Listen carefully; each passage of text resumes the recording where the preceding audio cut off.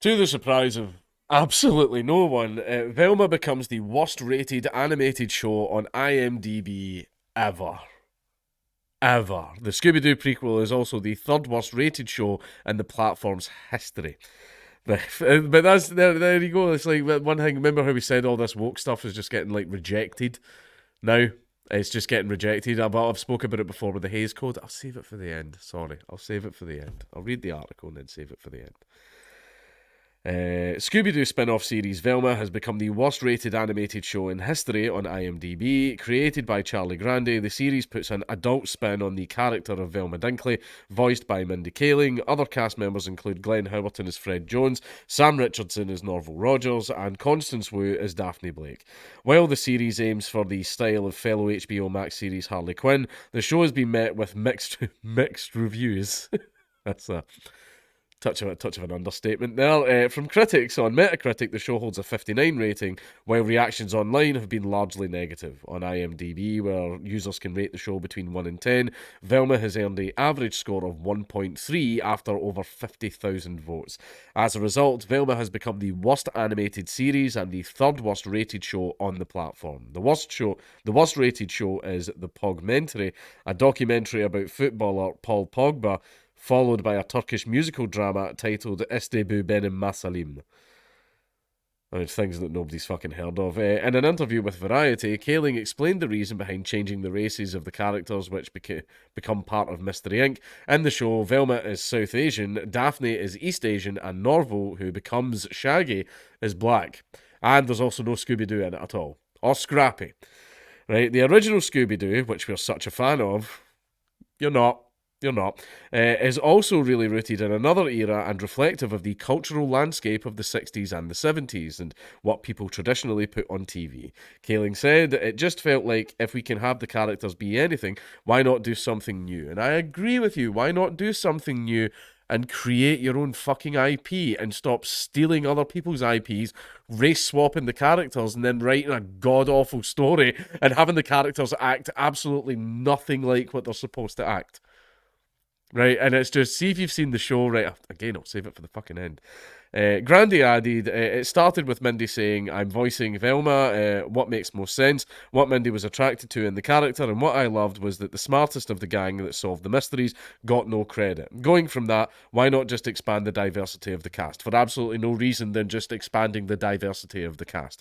Velma is available to stream on HBO Max in the US. A UK release is yet to be announced. I've got a feeling it's not going to do very well over here either. Okay, established characters, race swapping them, stupid, dumb, don't do it. If you want to do that, if you want to create a diverse cast, go make your own thing. Go make your own thing, right?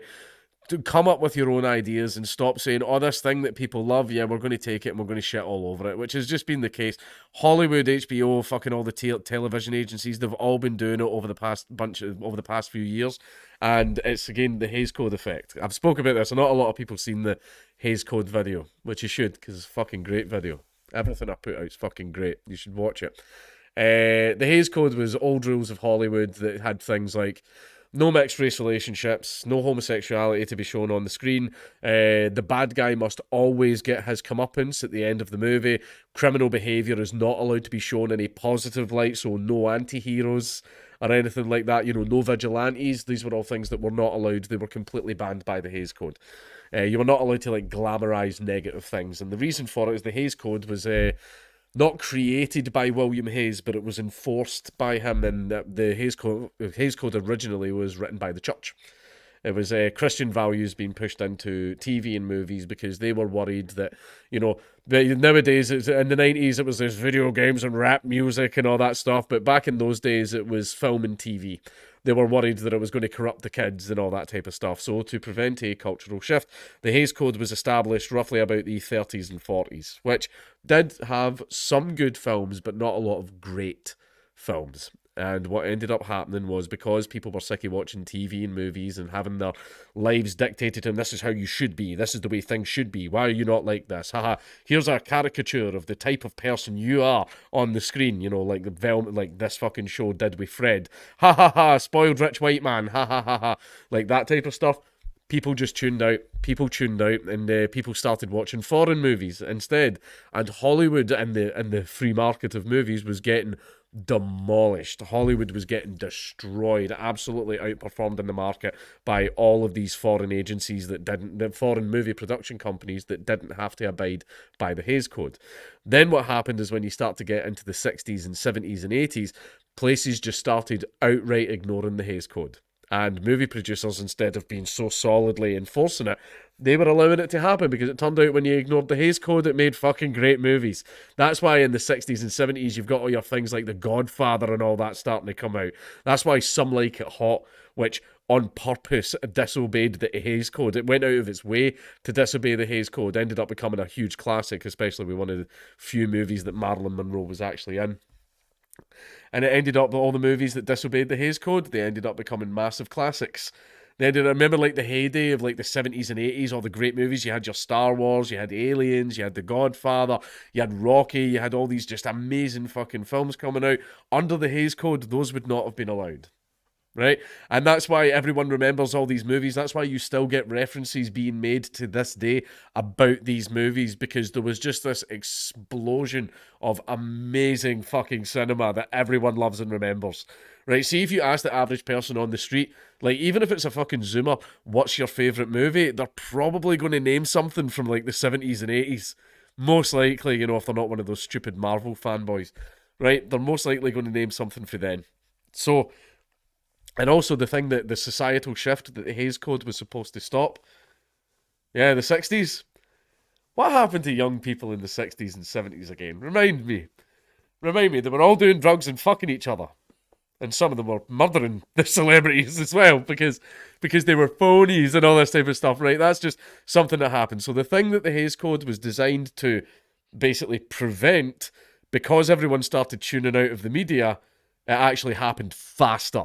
It actually, because no one was taking in the propaganda, everyone went the opposite direction, and the societal shift happened anyway. But then when we had free cinema and everyone was making all these great movies in the 70s and 80s, hi-oh, we went back to the right again.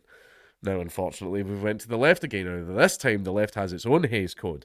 The characters must be diverse. Someone must be gay. Someone must be trans. Let's steal all these old IPs and rewrite them in the way that we want. History doesn't exist anymore. 1984, like bullshit and all that, right? But that's what's happened now. And what's happening now? All of yous watching, do you still watch Netflix? Do you still even watch these shows? Do you still go to the cinema and watch movies? And I bet a lot of you don't. I bet a lot of you don't even watch the fucking news anymore. And see, the tune out that happened back in the 40s and 50s, it's happening again now.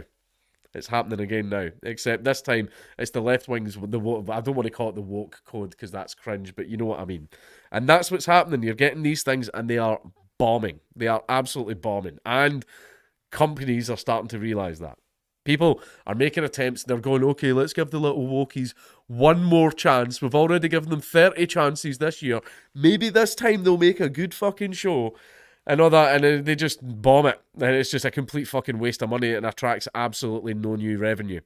Like, look at the list of shows that have been cancelled just on Netflix in the last year. It's all shit like this. It's all like woke propaganda bullshit. Like Resident Evil, in episode 1, there was a white people bad moment in episode 1 of that atrocious fucking remake. And it's like, what? This is about zombies. This is about fucking zombies. What the fuck did the white man, the bad white man, what the fuck does that have to do with it? And that's what's happening now. This, and the thing that was hilarious about fucking Velma was, it was that bad that left-wingers came out and said that this must have been secretly made by right-wingers to make the left look bad. Because it does, it almost feels like a parody of a left-wing show made by right-wingers. It is that bad. I watched a couple of clips from it as well and see how, like, racist jokes or jokes about white people or whatever, that's fine, whatever, like, because they're jokes, right? I've got friends who aren't white who make jokes about white people all the time, and I laugh because they're my friends, and jokes like that, you know, racist jokes are funny, even the ones about us, right? Because that's what jokes are for, to laugh. But when you look at the jokes in this about white people or about, you know, straight white men and all that stuff, you can tell they're not coming from a place of, I'm trying to make people laugh, or I'm trying to offend people because the offense makes other people laugh. It's it's mean. They're coming across as, yeah, I mean this. I mean this. Like, and it's just mean. It's nasty. I mean, should they be allowed to make the show? And of course they absolutely should. It's just nobody will watch it and everyone will hate it, which is exactly what's fucking happened. But, yeah, just make new IPs. Make new characters. Like, for example, like fucking Stranger Things. New IP. Fresh, diverse class. Diverse cast, even.